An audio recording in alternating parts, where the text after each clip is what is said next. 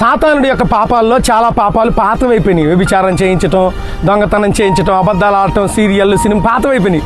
ఇప్పుడు కొత్తగా అప్డేట్ అయ్యి ఒక సైతాన్ వచ్చింది. ఏమన్నా నేను అప్డేట్ అయ్యాను అని లూసిఫర్తో మాట్లాడితే, రే కుర్ర సైతానా, చిన్నపిల్లాడా, నువ్వేం అప్డేట్ అయ్యావంటే, మనుషుల్లోకి కొత్తగా నేను ఒక కార్యాన్ని పెడతాను, ఒక గాడ్జెట్ సంపాదించాను, ఆ గాడ్జెట్ ద్వారా దేవుణ్ణి నమ్ముకున్న బిడ్డలు కూడా పడేయొచ్చాను.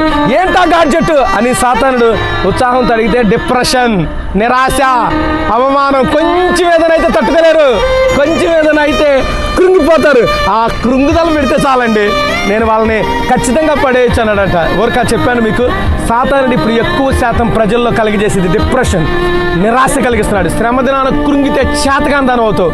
నీ భర్త మారలేదని, నీ బిడ్డ మారలేదని, నీకు రోగం వచ్చిందని, నీ అప్పులు తీరలేదని, నీ కష్టాలు తీరలేదని, నీకు సమస్యలు వచ్చినాయని, ఉద్యోగం రాలేదని నిరాశ పడద్దు. దేవుడు ద్వారం తెరుస్తాడని విశ్వసించు. యేసుక్రీస్తు మీద నమ్మకం ఉంచు. ఒక గొప్ప ద్వారాన్ని దేవుడు నీ కోసం తెరవబోతున్నాడు.